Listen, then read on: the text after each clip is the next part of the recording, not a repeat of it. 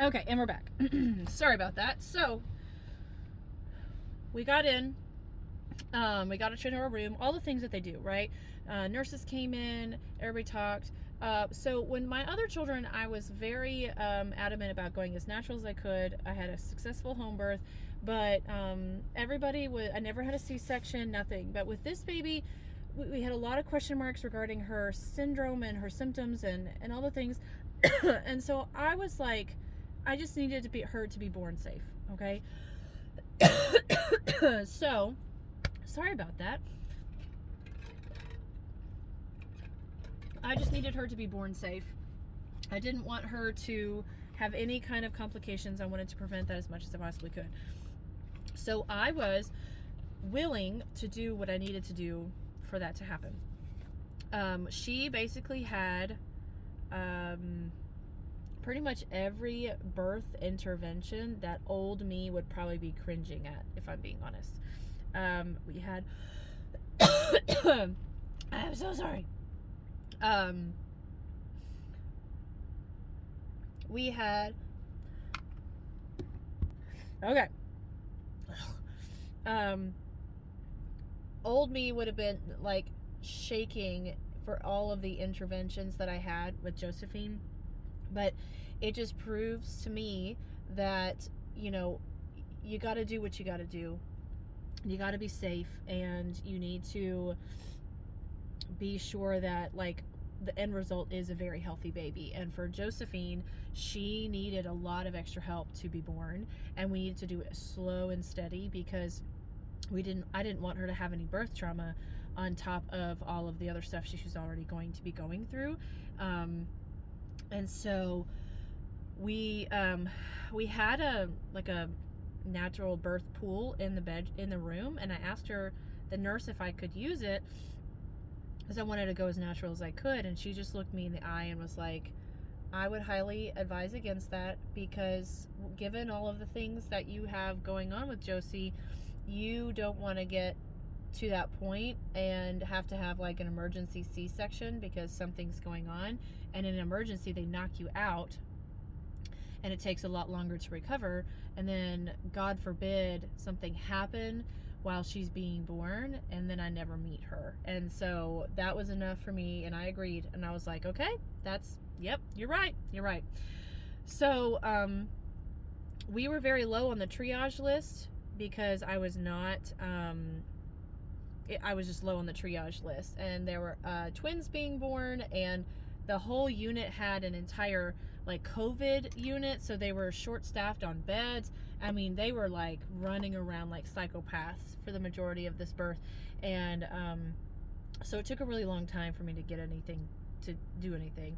Nathan, I told him, like, I know in birth I'm not allowed to eat, but you need to go eat, go away, go have food, do not bring it back in the room, because I spent the majority of her labor extremely hungry, and I was just starving, and even though I ate, I just was so hungry all the time.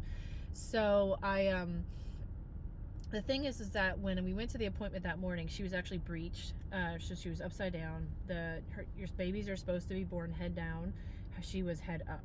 And so we needed to get into an OR to do what they call a version, where they just kind of massage your belly and try and move the baby down. Babies don't like to tolerate that. They don't like that. They go into stress. So we're doing it in the OR in case I suddenly need to have like a C-section right there. So the plan was to get into the OR, get an epidural so that my body would relax, and they would do the version, and then they would go back to the room or have a C-section and have a baby. I was terrified. I was absolutely terrified. I'd never been in an OR awake, right? Well, actually, I'd never been in an OR. I was absolutely terrified. I thought something horrible was going to happen. They delayed Nathan coming in there, my husband, because for some reason there's a lot of COVID junk going back then. It was just so much garbage, and I was so scared, but I didn't know how to express my fear, and I was just sitting on, like, you know, you're hunched over to get your epidural, and I'm just sitting there, and my nurse is like right here. I was her only patient, and in my head I was like, Lord, I really wish this nurse would just like put pressure down on my hands, kind of like push down on my hands. I was like, I need that, but I don't know how to express that. And as soon as I said that in my head, she did it. she pushed pressure on my hands. And I was like, oh, thank you, Jesus. And so like I lay down, and the head doctor that was doing all of this, she was like talking and moving around, and then she stopped and she looked at me and she goes, hey Mama, you okay? And I was like, I really want my husband in here. And she goes, get the husband, or like get the dad, or whatever she said. And he was in there in like 30 seconds, and they do an ultrasound on you to make sure like where the baby is, and and Josie had flipped, and so she was head down. We didn't need to do the version. I had already had my epidural, so they lifted me and put me back on the gurney, took me back to our room, where we did a lot of waiting. We did a Foley bulb to try and like dilate me because I wasn't really in labor. Baby was not ready to be born, so we had to do all the things. We had Pitocin, we had constant monitoring. She was doing great the whole time. She never had a problem. I never had a problem.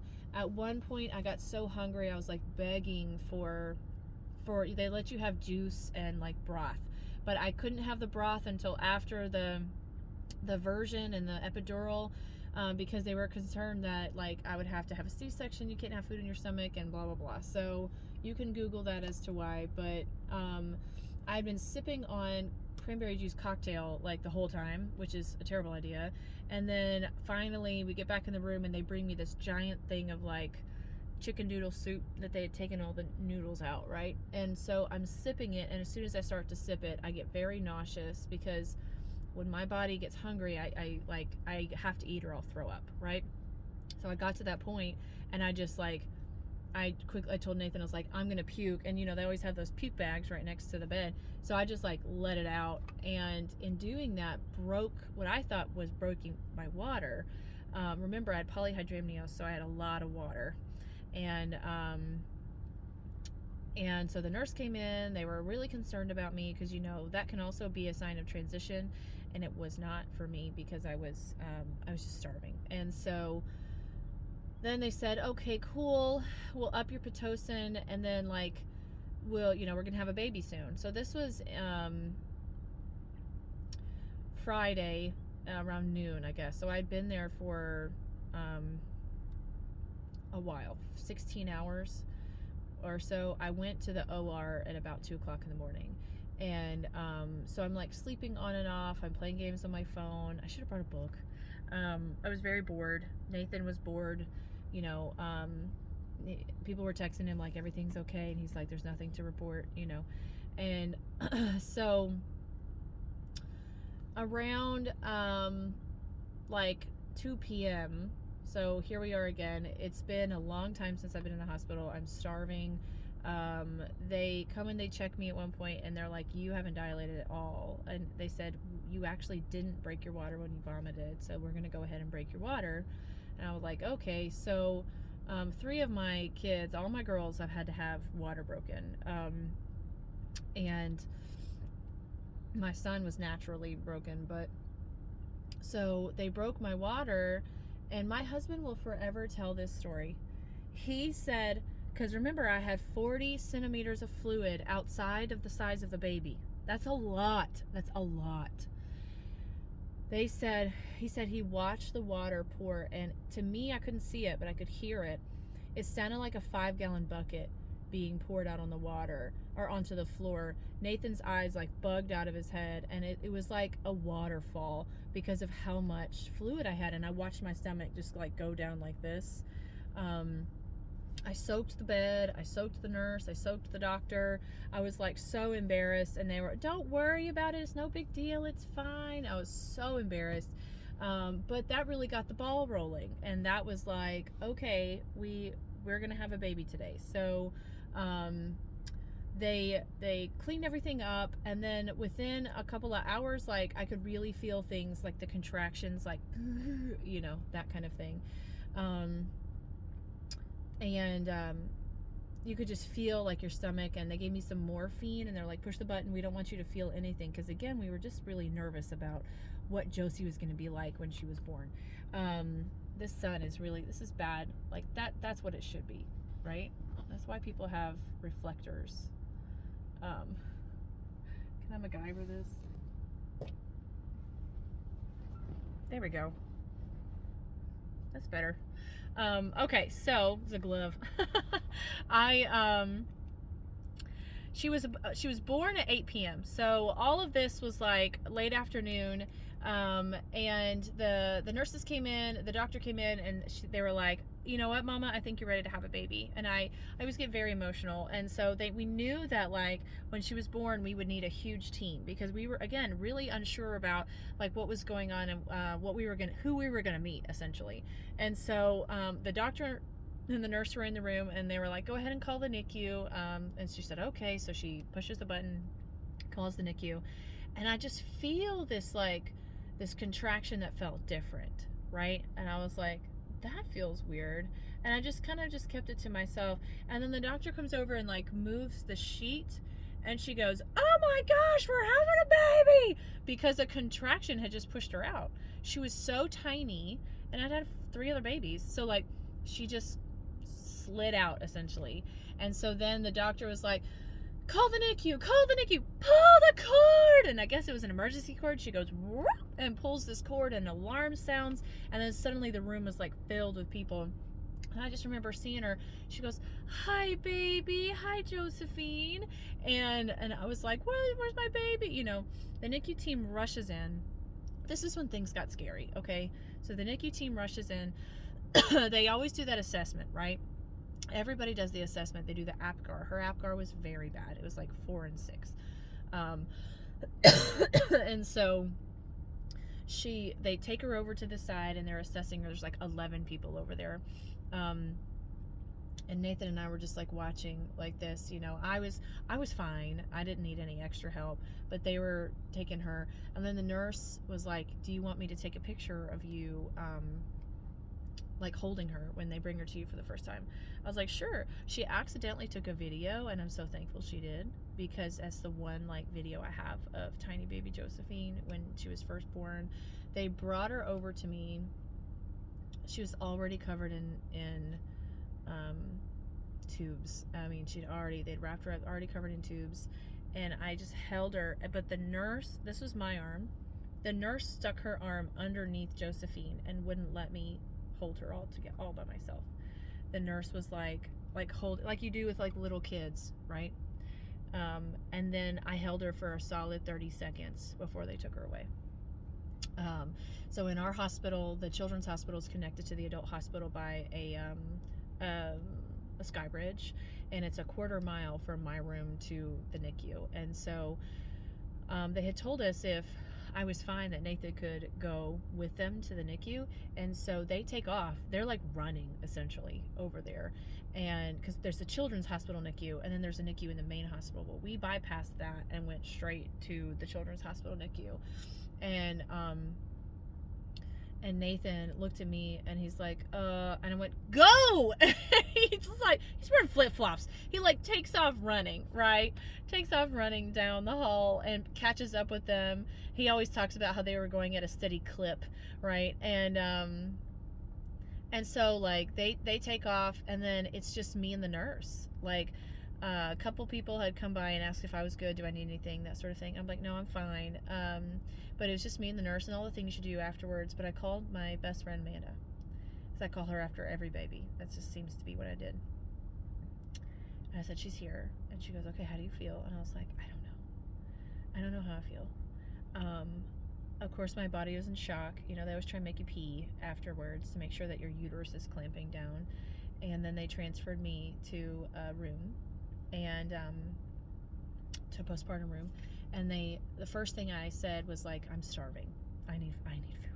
And Publix had donated some sandwich boxes to the labor and delivery, and they said, well, we have 2 sandwich boxes left, and you're the last patient that's coming in here tonight. Which one would you like? And I said, can I have both of them? And I ate it all. I think it was like a sandwich and like chips and an apple or something. I ate both proteins, an apple and 1 bag of chips, and left like the other apple and the other chips for later. But I had just gotten like in the room and kind of settled in the room when Nathan came back, and he said, you know, I know where she is, I know how to get there, everything's gonna be great, we'll go there in like an hour. So I took a shower, and then the first time like he took me down there, I think that's maybe a whole nother story for another time. Yes, I'm going to do that because I'm at almost 15 minutes here. But really, it was like the most uneventful birth, very easygoing, and then a very crazy ending, right? Because my other births, especially my home birth, was just a lot of work on my end. This one, I laid on my bed the whole time. I got very bored. My butt hurt from laying down. And I would like drift in and out of sleep. You know, I had the TV in the room. We watched a movie. Like, it was before a lot of streaming things were on your phone. I feel like things have changed a lot in the last 4 years, and so I don't know. It was just weird, but I kept most of it a secret because I didn't want people to know. So I'll tell you my first few days in the NICU afterwards. But that's it. That's her birth story. Old me would have been so like petrified and shamed almost of all of the interventions that I had with Josie, but I'm really glad that I did. And I think it goes to show that you can plan all you want, but really what you've got to do what's best for the baby, and you got to do what's best for the mom in the situation. And I'm very thankful for my natural home birth that I had with my son, and I'm very thankful for my highly medicated birth that I had with my fourth child, and then the two other ones kind of fall in between. But I was ready to do whatever I needed to do to be safe with this child, with Josie. And I understand not all the births are like that, and there's a lot of like, I was very hateful in my other pregnancies. I say hateful, I was more judgmental of other people that needed interventions, and I'm like, oh, you didn't try hard enough. And I'm like, well, that's just not always the truth.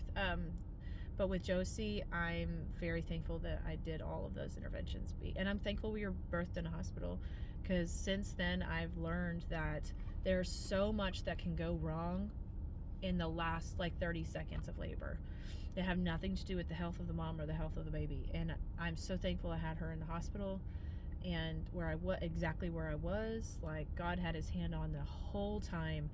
And oh my gosh, it could have been really bad, but it wasn't, thankfully. Okay, that's it. I'm gonna finish. I didn't want to put eyeliner on in the video. I thought that would be kind of weird, but yeah, thanks for joining me.